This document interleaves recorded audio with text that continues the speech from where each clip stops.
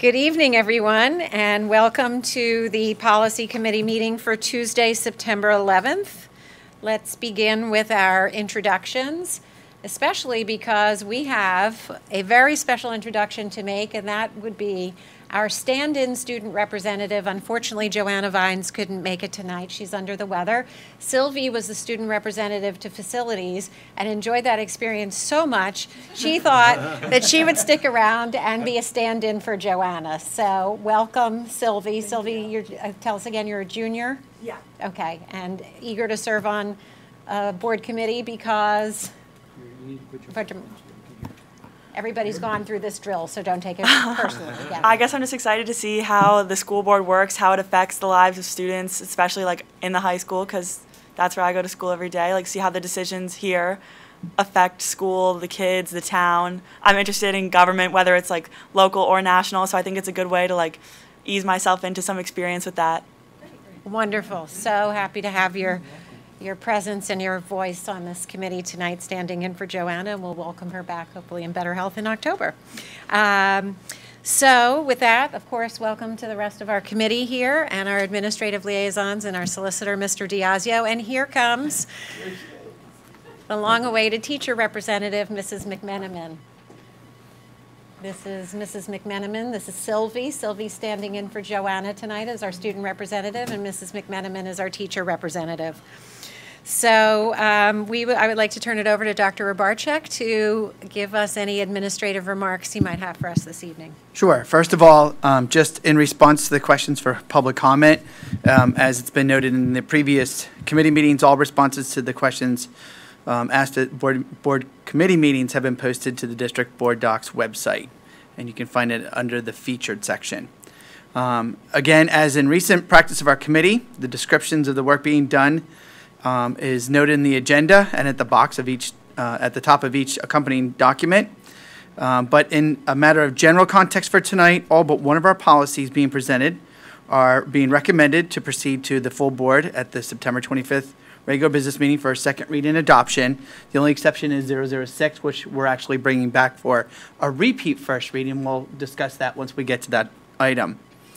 And I'd also just like to announce that since the August meetings, administration has completed and posted the following to the district's website: Policy 121.1, other student trips, and a number of administrative regulations, including 808, food service, 204, attendance, 210, use of medications, 250, that is the recruitment, and I don't have the rest of the title, but that is the one in regards to recruitment of students, armed forces, and 907, school visitors, and 008, the organizational chart. And furthermore, it is anticipated that AR 121, the curriculum-related field trips, which has now been reviewed by all administrators, will be posted prior to the September regular business meeting. Okay, terrific. Thank you very much. Let's invite public comment. Anybody have any public comment for this evening?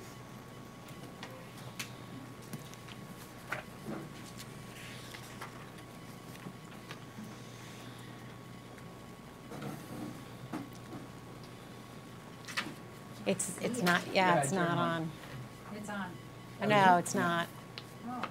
There you Now go. it is. Looked like it was. Cindy Spurtle, Wayne.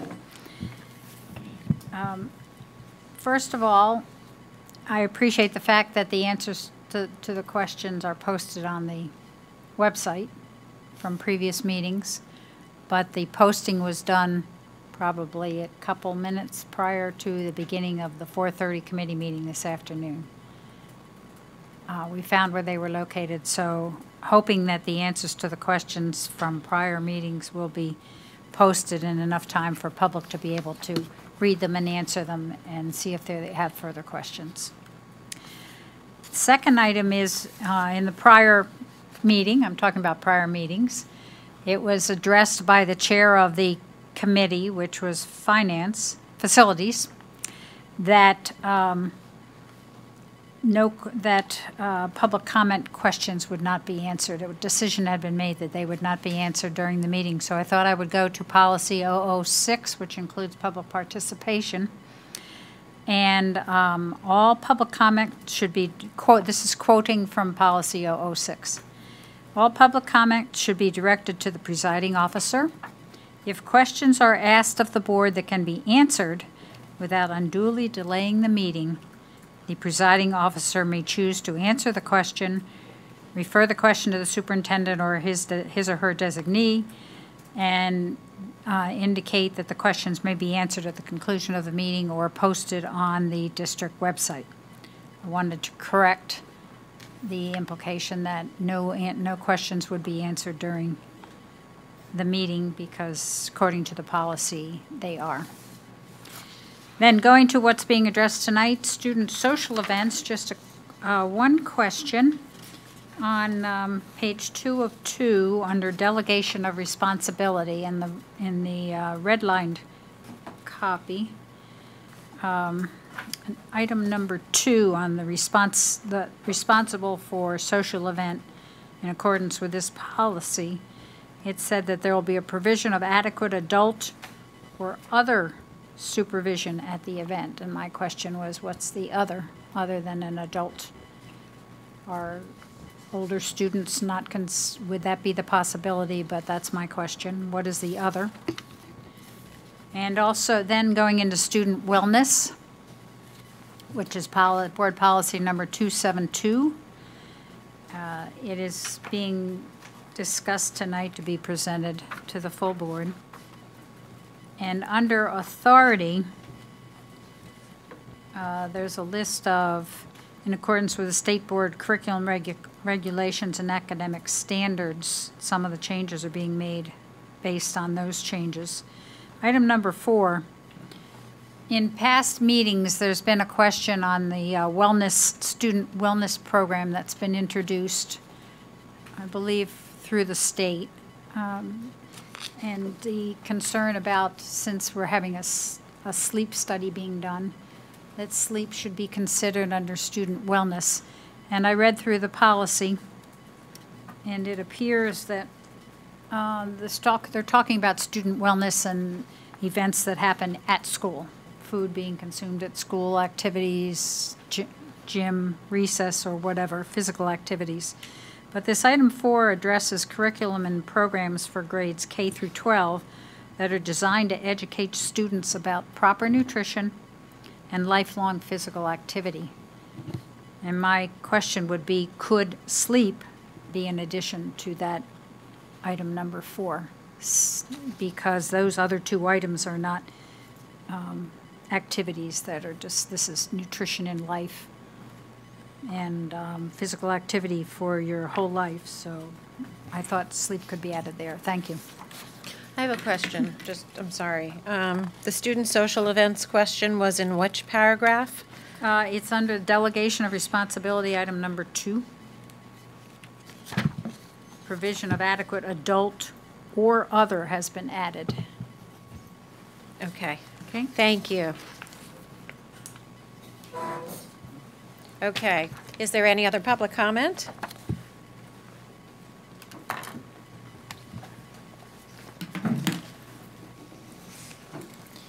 Judy Sherry, Governor Circle.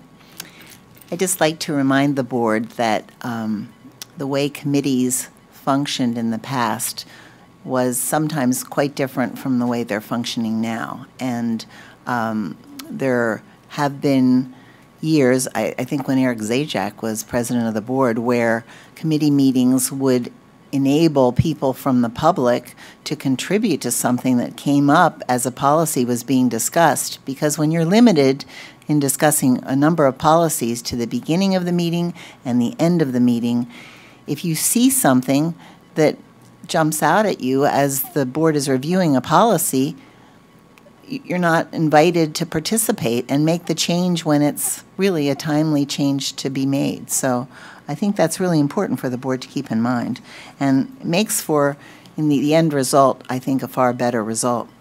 I just have 2 quick things. I'm very interested in having a student representative who seems so enthusiastic about government. So I'm going to bring to her attention, and also those of you on the policy committee, again, an AR, which the board does not typically approve, but under communications 903, the AR says, Students shall not be permitted to give school information, or you don't have it because it's not in this group, but it's 903. You can look it up. Students shall not be permitted to give school information or interviews to external news media representatives without prior approval of the district's director of communications or the superintendent. That's one of the issues I find in the AR troubling, because I think students should be able, if they're playing a game or they're doing something and a reporter comes up and asks them a question, I think they should be able to respond to the reporter. I think they might have a First Amendment right to do that. And that's just one of the issues, but I thought I would bring it forward while a student was here. And my second issue is still related to the booster AR, and I brought up a lot of issues and concerns I've had about this particular AR. The booster AR defines fee as an amount of money needed per student assessed by a booster club to support its activities that is paid to the booster clubs by the family. That's the definition. So, my questions are, how is this fee determined, and why is this different from a fundraiser? Is this fee determined solely by the booster club, and is there a requirement that its budget is public, so that if it has to make a budget, can everyone look at this and have an understanding as to how this fee is determined and where the money is going to go? So, and is the budget established before the fee is set so that parents understand clearly how their money will be spent to support the organization? So, a justification for the fee that's charged. Thank you.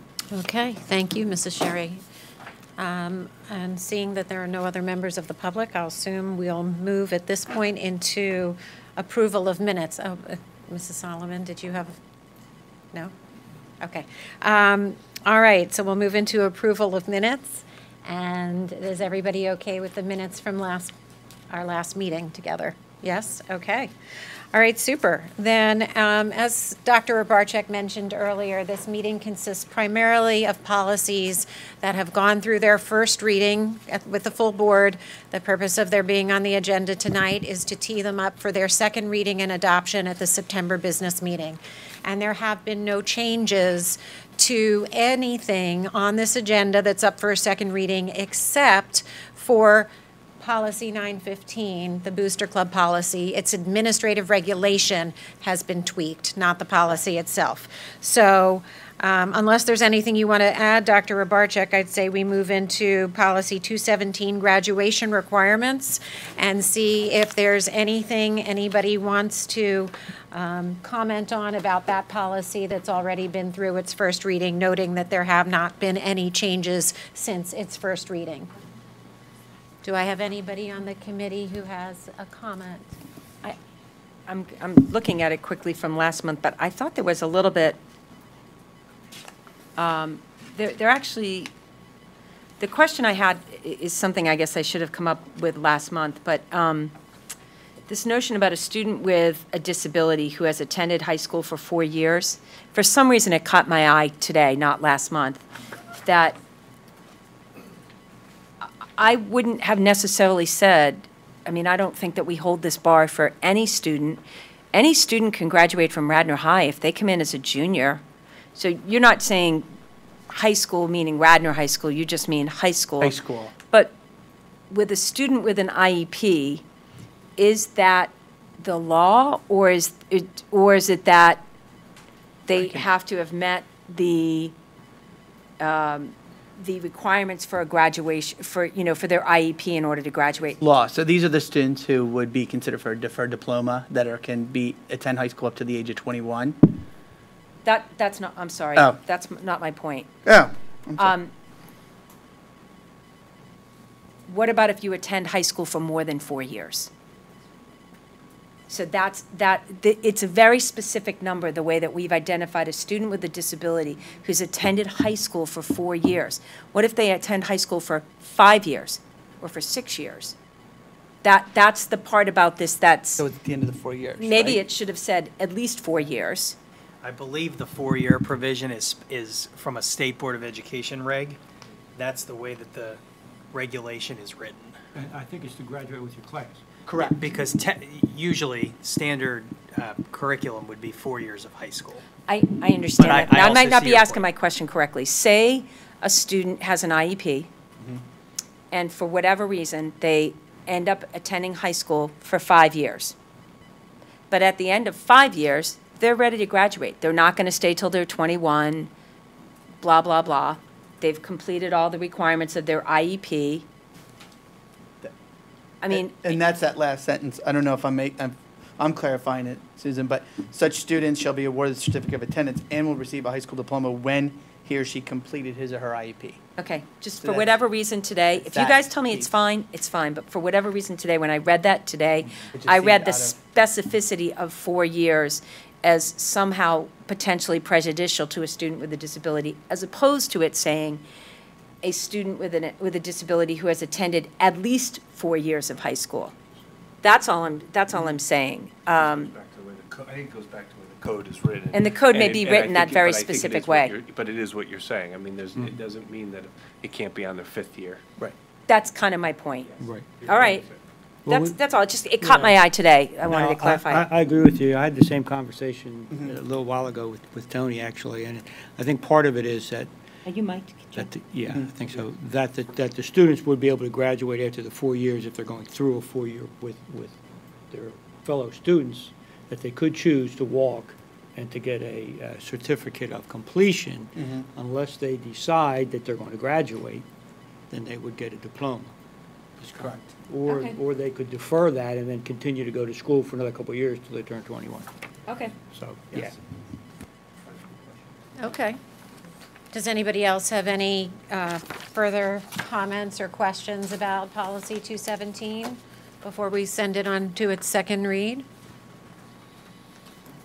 No? Is that a no? Shake head, nope. Okay, well then, I guess that we can recommend that Policy 217, graduation requirements, moves forward to the full board for second read and adoption in September. Okay, Okay. thank you. Thank you, everybody. All right, the next item on the agenda is Policy 628, Federal Fiscal Compliance. Again, this one has been through the full board for their first read, and we are looking to send it again for a second read. And it has not changed since the first read. Does anybody have any questions prior to moving it along? Is that a no from? No questions here. No questions? Okay. Check that off too. Send that along. Put it on the conveyor belt off to the September business meeting. All right, item 4.3, Policy 138, Limited English Proficiency Program. Noting the new title has now appeared. English Language Development Program. Right. will be So that new will be, right, just so that everybody Is aware. knows that Correct. that title, once this goes to the full board and is adopted, will have a new title, English Language Development Program. Does anybody have any thoughts or comments, since nothing has changed since it went through its first read at the August business meeting? All right then, how about that? Okay, moving right along. Policy item number 4.4, Policy 231, Social Events and Class Trips. We had a question that had come up in public comment. Perhaps we can give some explanation to those questions, but before we get to that, does anybody on the committee have any questions or concerns about this policy? Nothing has changed since the first read. Andrea, Susan, nope, everybody's good? Okay, so then let's just, the questions were, that came up. Item number 2, under delegation of responsibility, the provision of adequate adult or other supervision at the event. Perhaps, Tony, you can Sure. flesh that out for us? Sure. So, such as at the elementary school, sometimes high school students will help to supervise programs or events that are taking place. So, it could be an easily revised to say adult and or other supervision, if you're okay with that language. Wait a second. Hang on a second. Even when we have high school students, There's adults there's there. always an adult. So they're not actually. And if you read bullet point number 1, there has to be at least one One staff member. So in we're saying addition to the adequate. staff member, there's other adult or other supervision. Right. It's meant to imply So that there's always an adult responsible. You might have other. Correct. Other adequate supervision of additional.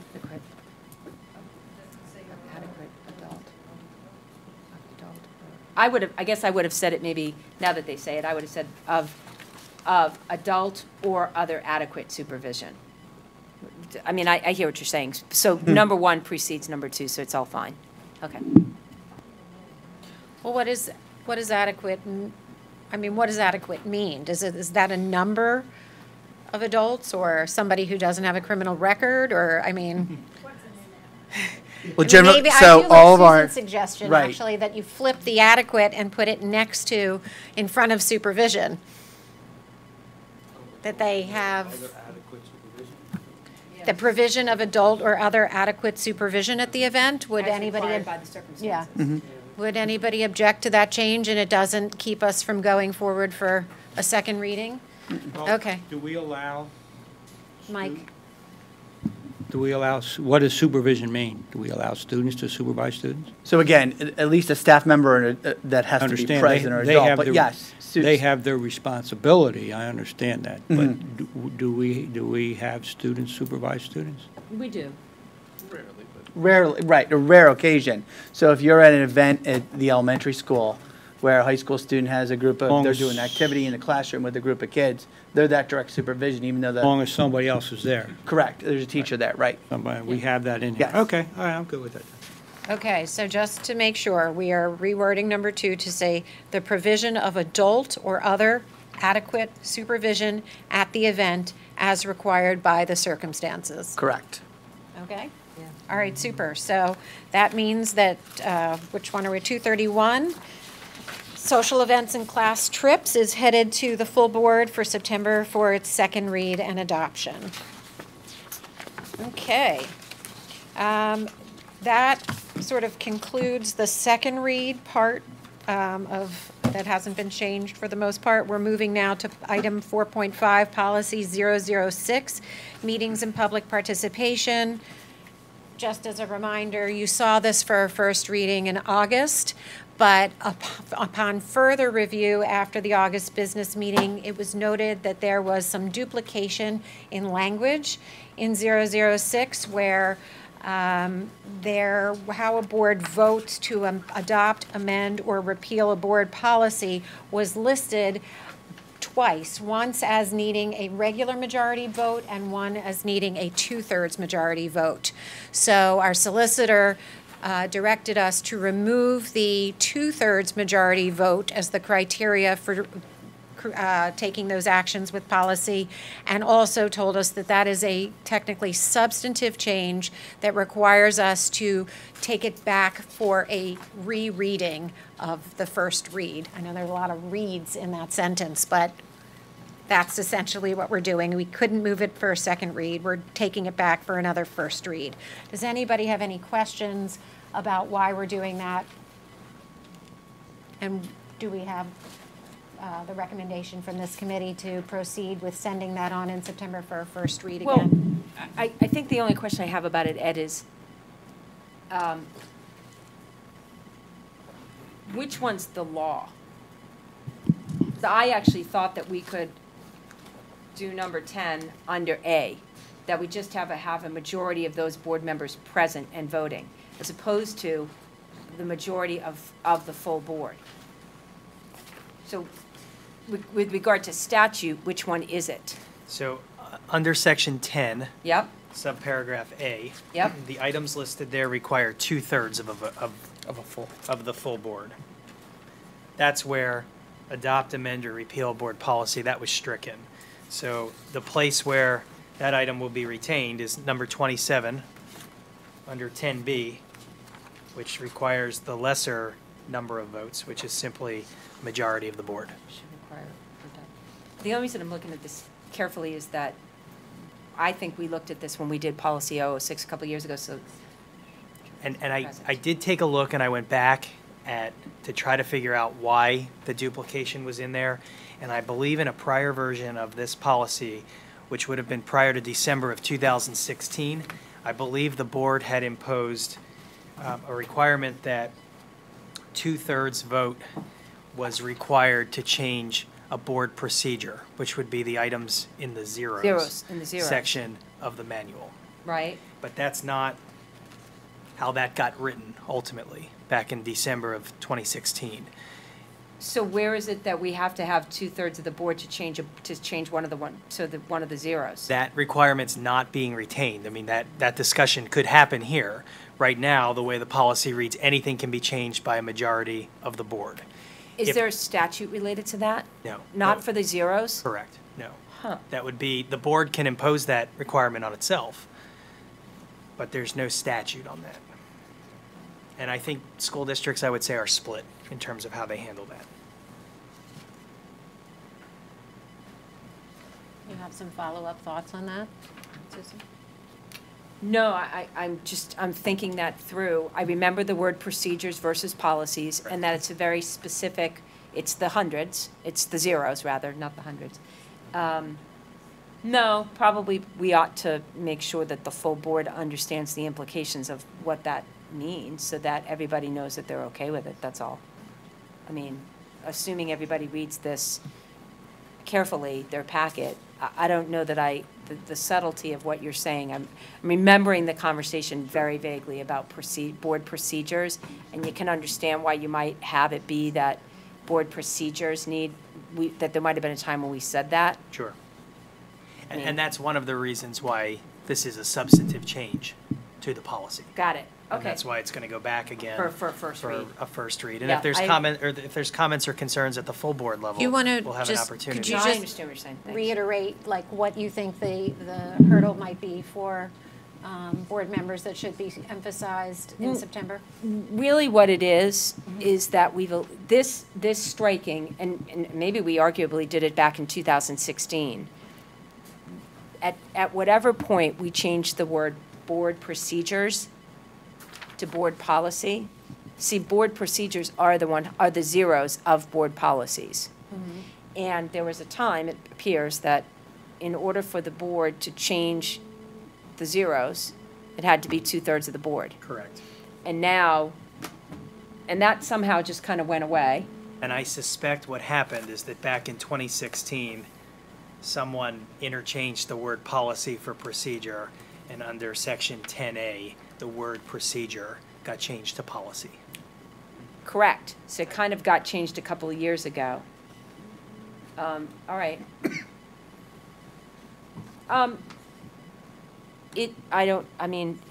We're doing it for a first read, so that at the end of the day, that's the important thing, is that we're Okay. doing this back as a first read. Okay, All right. So if anybody has concerns, they have their opportunity twice. okay. Okay. Does anybody else on the board, on this committee, have any questions, concerns, or comments? Fully understand where we're headed with 006 for September? Chuck, you've got your finger on the button there? I do. I just have a humorous, Okay, lay it on us. We'll take a Page little here. humor tonight. okay. Page 6 of 11, number 23.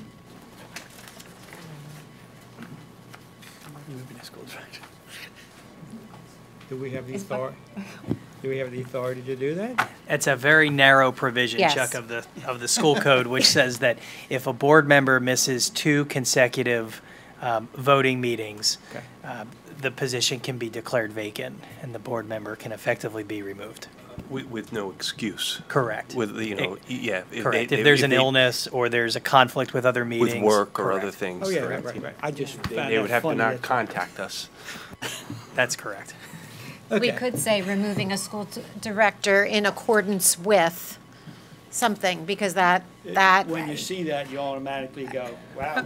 Well, People could be you know what, in I the like old making form- Mr. Madden sweat a little. That's good. No, it's funny though, because in the old policies, in the old PSBA policies where the cross-reference of various code was right in line with the provision, you actually could more easily go right back to the exact piece of the school code that references that particular line and read it.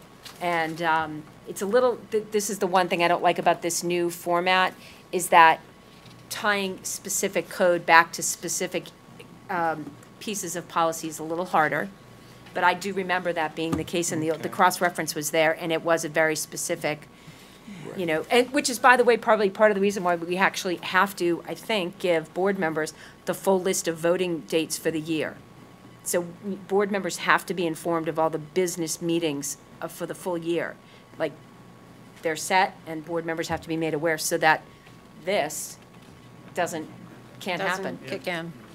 Yes. And hopefully when there's a transition to board docs, there is the ability in board docs to place those footnotes right after the statement. Correct. Back, so the functionality of what used to be there would be there again. Correct. Right. Correct.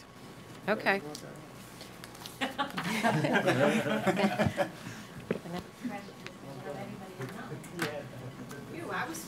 That retired sweater is Yeah. I don't think I need it anymore. Whew. Okay, so going on then, 006, we will move on to, for a repeat, say that 3 times in a row, a repeat first read, okay. All right, so then let's go on to item 4.6, Policy 272, Student Wellness, which is again a policy that is being brought forth for a second read. We haven't changed anything since August. Everything's the same. Everything's the same, and the one thing we said about the AR is there was some references that we're going to add once the policy is passed that will make sure that it all goes up together so it's in line. When you mean references, do you mean legal references? No, so like on page 8 of the AR, the people wanted to know what this was cited from, this list exactly. of Okay, items. We're going to put that all, we're going to include everything. okay. I just have one question. When we were at our last meeting, didn't we discuss putting in the sleep piece in with this curriculum program? Somehow, we talked about putting it in under, educate students about proper nutrition, lifetime physical activity.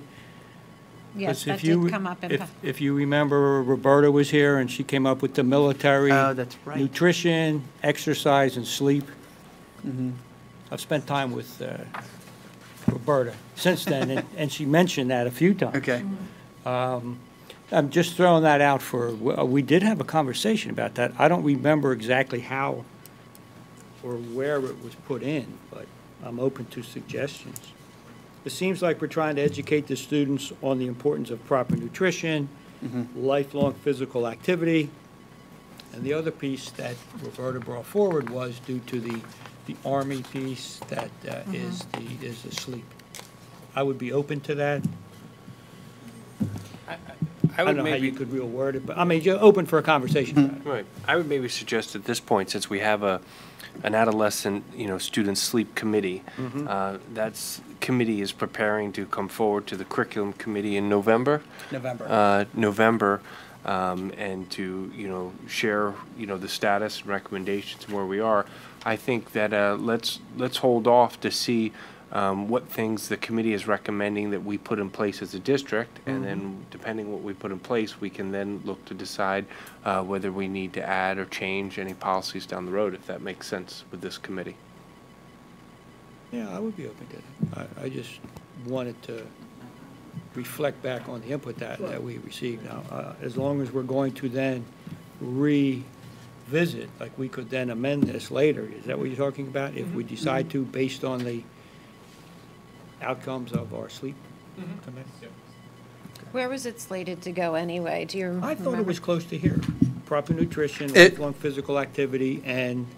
Actually, I think, Chuck, we ended up putting it down to number 5, the social, emotional, sleep, and mental health services.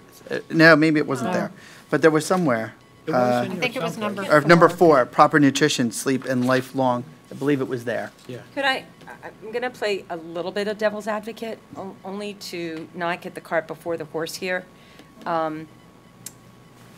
So I actually completely agree about the concept of sleep. Well, just as somebody brought it forward. No, and I actually agree with yeah. it. My only concern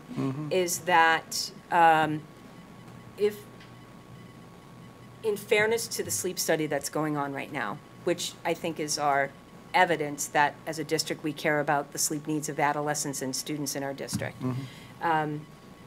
I wonder if it would make sense to hold off on making that change and see what sleep recommendations the committee comes forward with, and then, unless it's just to talk about the concept of good sleep practices. I just wouldn't want to do anything that sets the tone that we've predetermined. I don't know the results of the sleep study yet. I haven't heard, I've heard nothing. I've stayed away from it, and I just, I wouldn't want people to presume that a decision one way or the other has been made in putting this in.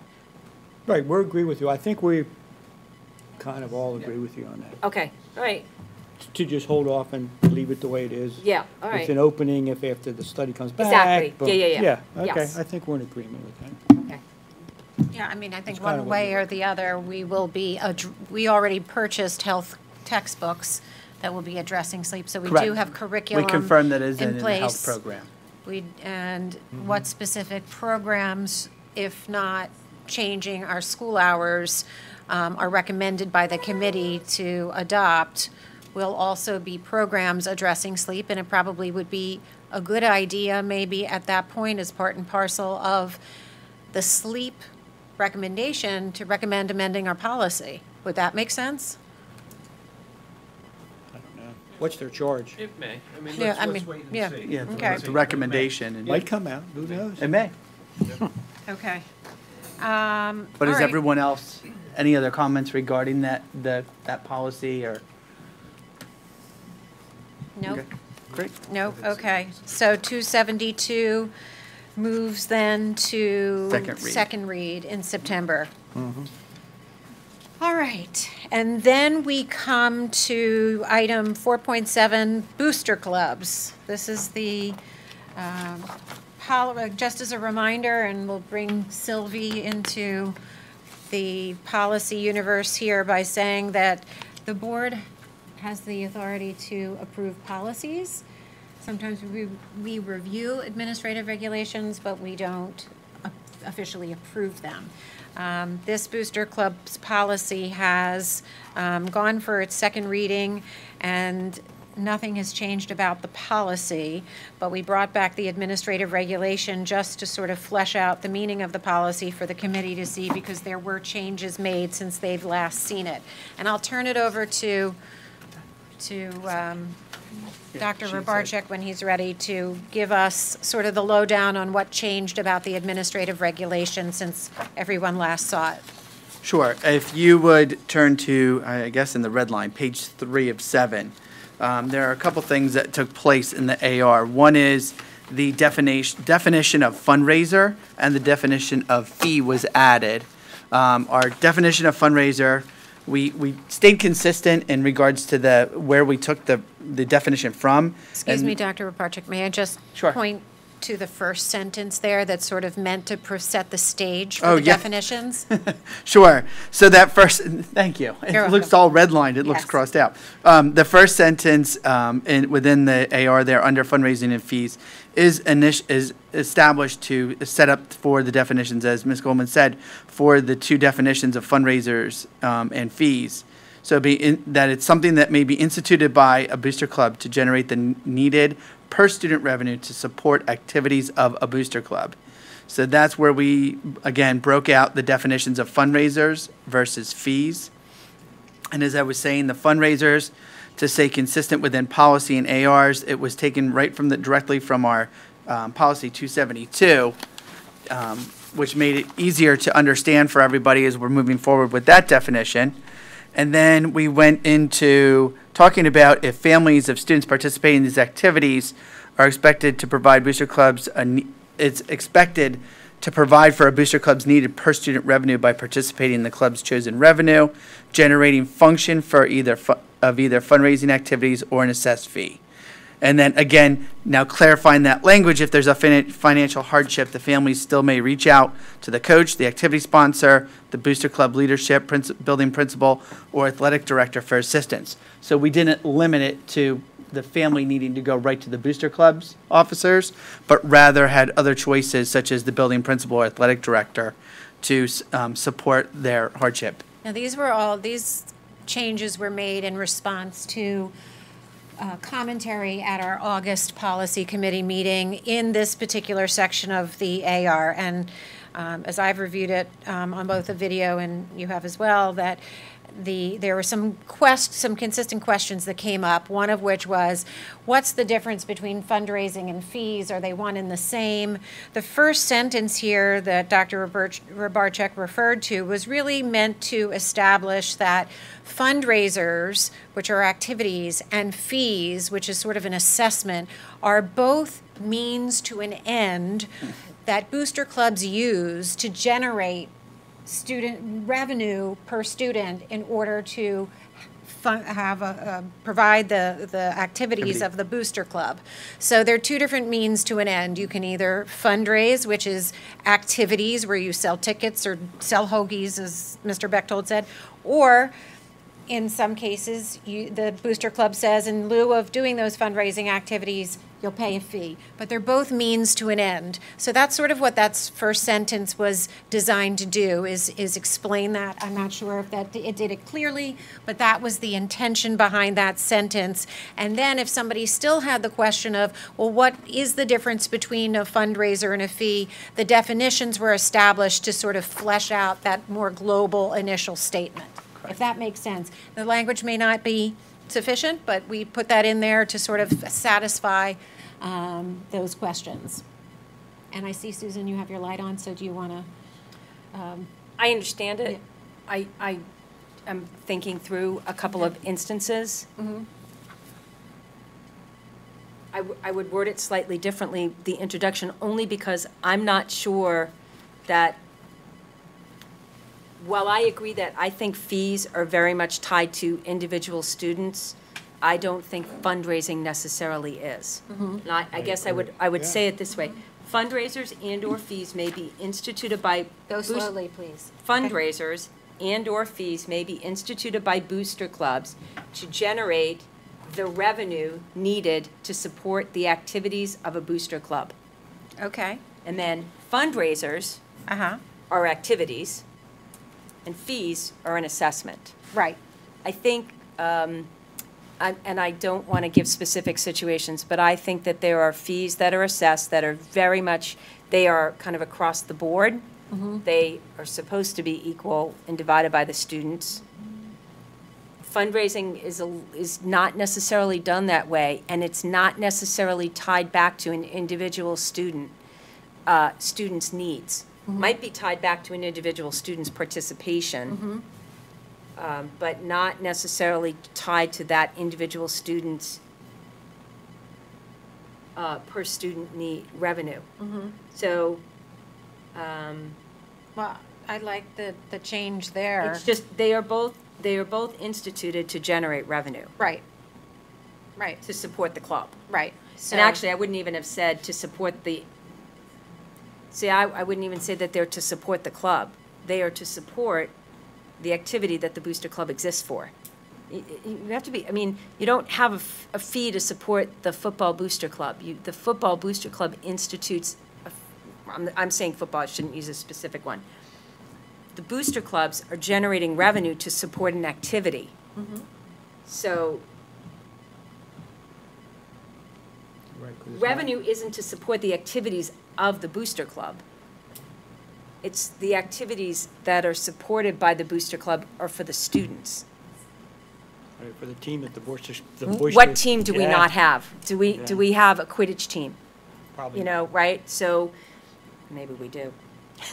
We No, don't, we don't have a Quidditch team booster club to support the activities of the Quidditch team booster club. Yeah, so just take the word from that sentence, if you look at the thing, just take the word booster out, the activities of a club. But not all of our booster clubs are supporting a club. Right, some are supporting. Some of them are supporting Varsity, athletics. Some varsity. of them are supporting an athletic team or some other Some other activity yeah, that's going on. true. The To revenue's support not student being activities? generated How to about support this? the booster club. The activity, right, Right. support the activities of. student activities, how about fundraisers and/or fees may be instituted by booster clubs to generate the needed revenue to support student activities? No, something we're not So, getting close. so we're not supposed to wordsmith ARs, but I'm just, Right. I'm sensitive about this one because it's an area of concern, you know, and I think at the end of the day, as long as we know that there's a vehicle, I think really the distinction is this. There's a vehicle for families to seek financial assistance if they can't pay the fee. And a fee comes from the family, it's an assessment, basically. Fundraising is an opportunity for a student to participate in another way to support the work of the Booster Club to support whatever team they're supporting. I don't think it's unreasonable to ask kids to participate in, I don't think it's unreasonable to ask kids to participate in fundraising for their own club sport or their club team, but it can't be a requirement. I don't think it's unreasonable. And I can think of a few instances where there are in fact opportunities for kids to do fundraising to support things that they want to do. So that's great. The fundraising piece is a little bit trickier than the fees. The fundraising piece, in terms of getting waived out of it or getting financial assistance for it, it's different from the fees. The good news is you don't have to figure out an AR tonight. The policy is the policy, right, Amy? Right. That's true.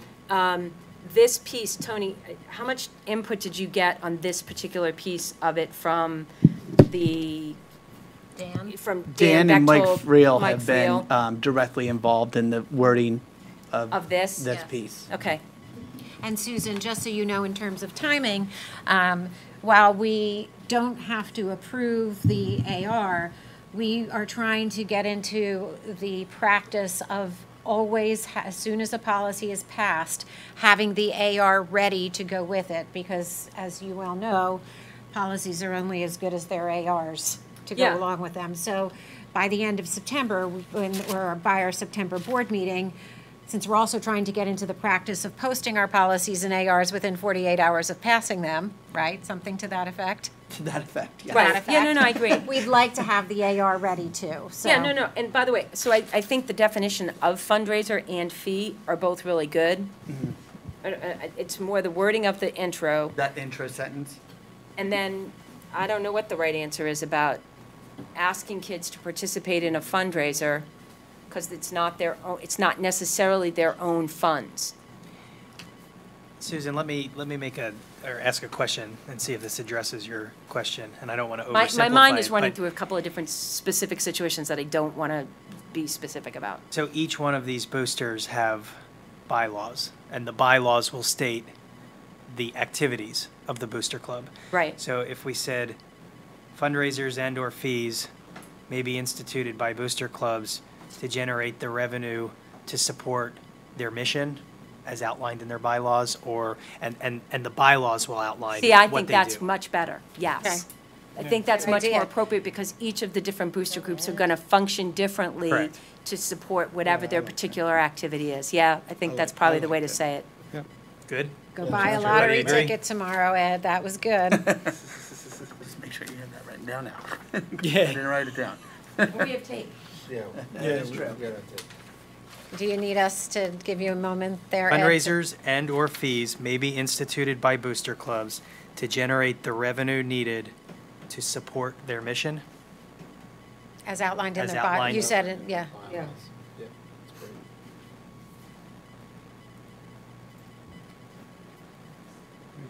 Now, Ed, I have a solicitor question for you. Sure.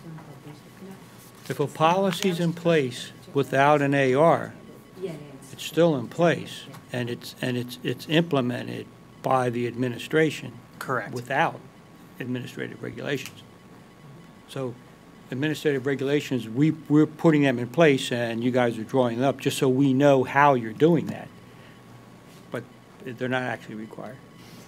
Correct. Sometimes by the terms of the policy, an AR is required. The policy may say the superintendent or designee shall develop an If AR. it's within the policy that you have to have one. Correct. Okay. But otherwise, But the ones without that- an AR, the policy still is in effect. And this Correct. policy does call for an administrative No, I regulation. know, I'm just saying, because we do have some out there that Yes. don't have ARs, but they're still in place and they're still enforceable by our administration.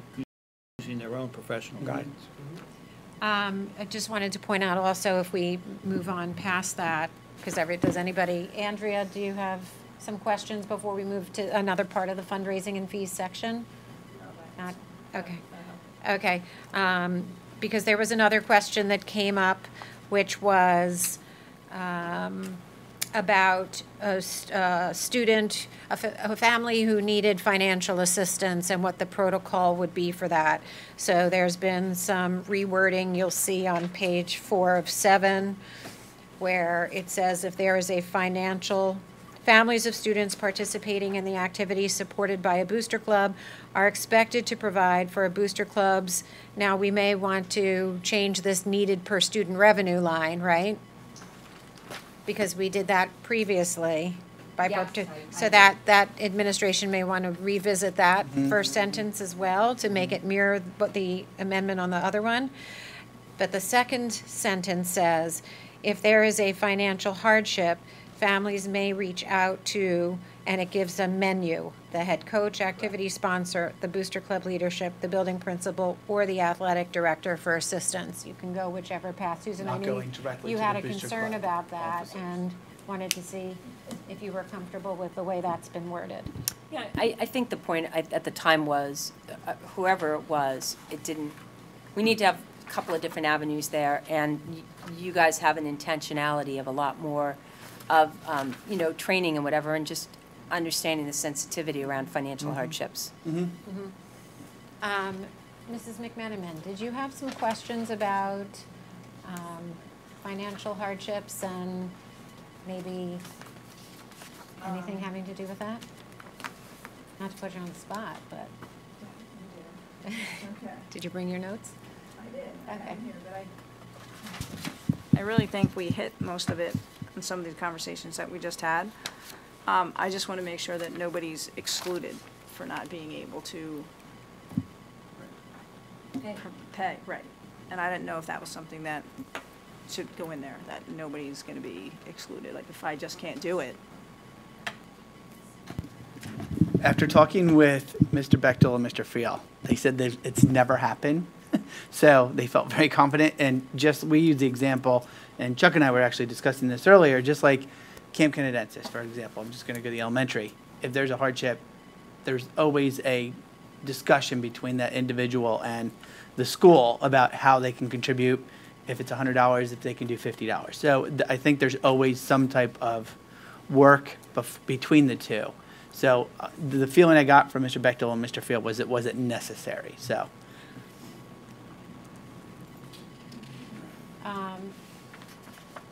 I mean, you could add in there and saying that, no student shall be denied participation based on financial need, if that makes you feel more comfortable. But That brings us to another conversation that we had. You can't ban a student if they don't pay the dues to a booster club. If they're playing a PIAA sport, booster clubs help to support the team. Has nothing to do with whether they're going to play on it or not. Okay, so we can't do that. So people need to realize that we're trying to help the booster club support the team, but the reality of it is they encourage parents to join to help make it a better experience for their sons and daughters that are playing on the teams. So it's more or less an incentive to be part of the booster club, rather than you have to pay, because we can't charge to pay in Pennsylvania. You can't do that. I think that, Chuck, the issue becomes more with our sports that are the club sports. No, we discussed that. Yeah. That's a I didn't even want to touch that one. Well, but that's really where the heart of this comes to. That's where. I guess that's where the avenues were open that you could go to. Yes. That's why no one will be denied because there's an avenue to go to address your hardship. Right. Correct. Right. Yes. I saw something that in Upper Dublin's booster policy that I just wanted to bring up, not to throw any a monkey wrench into anything, actually. It said hardship cases shall be handled on an individual basis in consultation with the administrative liaison and held in the strictest confidence. I kind of like that wording, and held in the strictest confidence, and wanted to know if perhaps you'd be open to adding something like that in there. That was actually in here at one point, so it might have gotten stricken by accident, so I think we do need to include that again. Okay. Held in strict confidence. So that would be sentence number 3, maybe there, where it says, if there is a financial hardship, families may reach out to blah, blah, blah for assistance, period. Hardship cases shall be held in the strictest confidence. Is everybody okay with that? Yes. Okay. Does anybody have any other question? I have one other question, and I want to make sure that everybody has their, the attachments that were originally supposed to go along with this administrative regulation. Can you give us a little update and remind us what those attachments are again? Sure, so they are going to be a sample of the bylaws and the reporting form of the financials for the year. If you recall, we took out the piece of the budget component. They don't have to submit a budget, but rather they just have to report their financials at the end of the year. Okay. So those two will be attached with the full board packet. Okay, and was there some modification to the bylaws based on some pushback initially when boosters first saw them, or? Yeah, they'll now be in alignment with the AR. Okay. We've stricken some of the language, that more restrictive piece that we first initially introduced back in June? June. Yeah. So, yes. So that's all been revised to demonstrate that all that language has been taken out. Okay. And then, Tony, but It'll mirror the AR. the district requests the financial sheet? Correct. That's along with Michelle and that request of through the business They would office. request that, but there's no obligation that they have to receive it from the Booster Club. We Correct. had They have to no- make an attempt, they have to request Make it. an attempt to request it from them. Correct. But if they say, thank you very much, but we're not interested in sending it to you after a number of requests, then. Well, they're gonna, the only thing that would change, I would say, is it would be part of their bylaws now.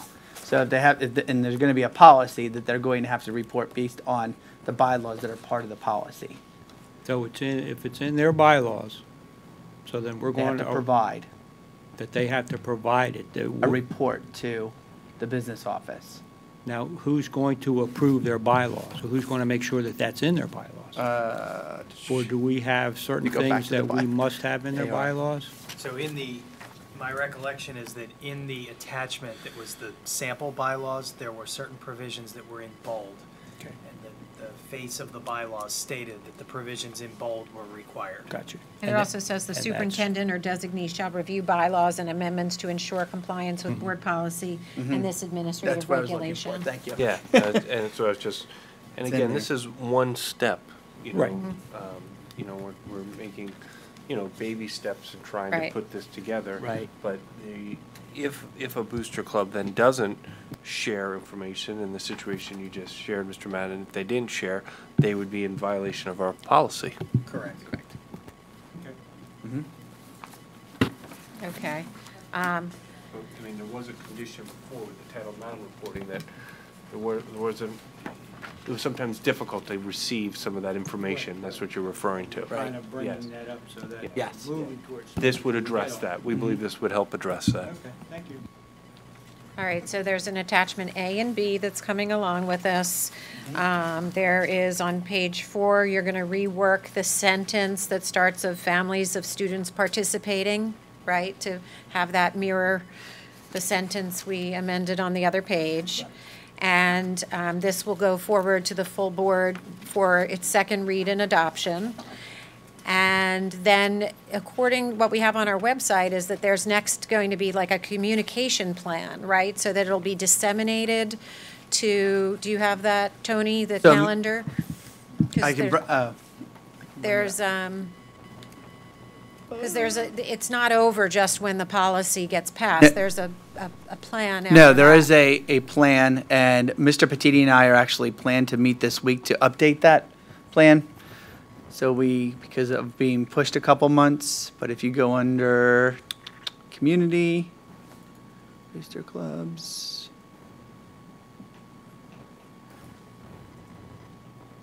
our calendar off to the,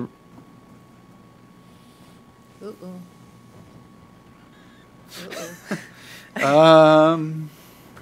Website go down. what happened? Booster clubs. Booster club. There we go.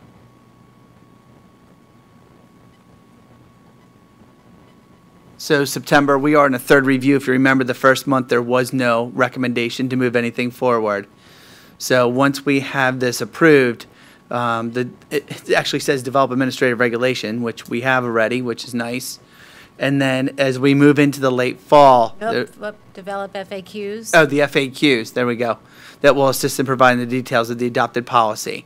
So we'll be able to take these two documents and the attachments and develop the FAQ to put up on the website on this page. And then moving into the late fall, we will present that booster policy and administrative regulations to all the administrators, but then also share with all booster clubs per the communication plan. This is the communication plan at this point, but now we need to update it. It's kind of that next step piece and how we're going to lay out that communication to everybody. Okay. And plan to go through and make them aware of all the provisions that are within the policy and the AR. Okay, Very impressive. great. So great, thank you. We're crossing all the Ts and dotting Yes. the Is as we had promised on that page. So Yes. that's good to know. Any other questions, concerns, comments on booster, Mrs. McMenamin? Sylvie, you play sport? No, I don't. I played Ultimate Frisbee freshman, sophomore year, but I'm taking a year off. Well, there also, do you have a booster, are you in the band or anything? Yeah, I'm in the band. Okay, you have a booster club, so you're part of that community. Okay, so then with that, that concludes the agenda items that we have for tonight. New business, anybody? No? Is everybody excited for next October's meeting? Sorry, it's late, you know, gotta have a little fun, yeah. We'll move into public comment.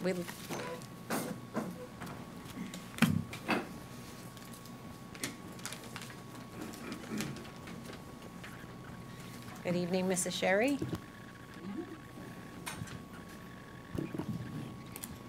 It occurred to me during the Booster Club policy discussion that I had not shared one item with the board. This is, if you would take a look at the policy, exclusion from liability. The district does not assume any financial responsibility for booster clubs, and it also excludes itself from any liability such organizations may incur. From a very prominent attorney, I received the following related to this particular item. The district can't exclude itself from liability simply by having that in its policy or even in its agreement with the club. A third party can sue the district and claim that the club is the agent, or what is called the apparent agent, of RTSD, based upon the club's use of the school name, colors, logo, etc., and the reasonable belief of a third party that, in fact, the club is sanctioned by the district. The district then would have what is called a right of indemnity back against the club, but if the underlying injury is serious enough, the club may not have the resources to reimburse the district. Because there is no real way to 100% insulate itself, the district should make sure, 1, the club has adequate insurance, say $1 million per claim. 2, in any agreement or organizational document, the club agrees to indemnify the district. 3, the club names the district as an additional insured on the club's insurance policy. The above steps should serve to minimize but not eliminate the district's exposure.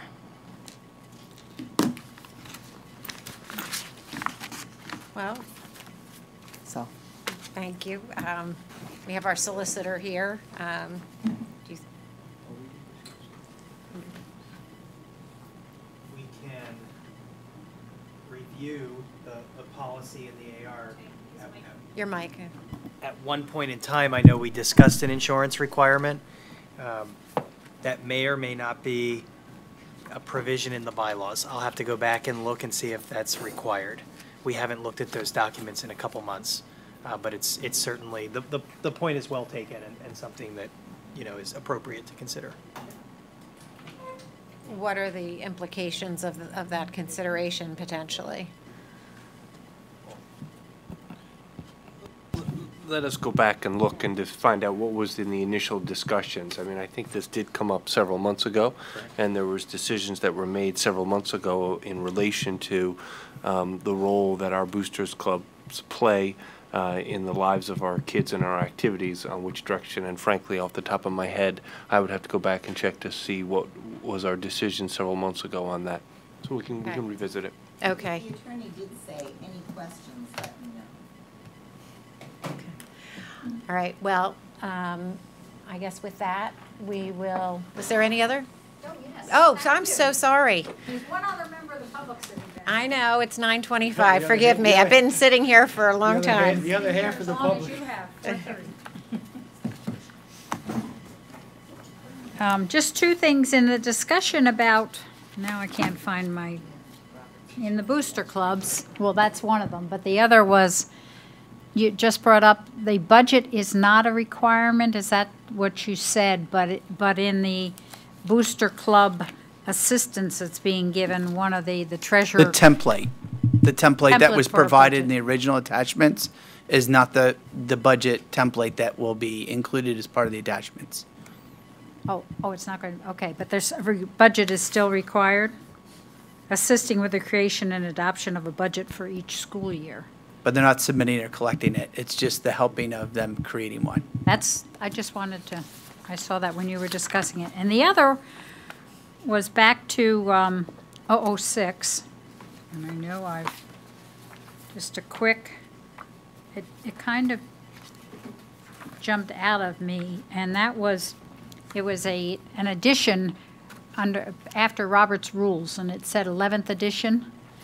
Does that mean that every time that Robert's Rules comes out with a new edition, you have to change the policy? Could instead most current revision be put in that place instead of identifying the edition that's being referred to in this policy? I don't know how often the edition, it was curious that there was something as particular in the policy after listening to the policy doesn't get into.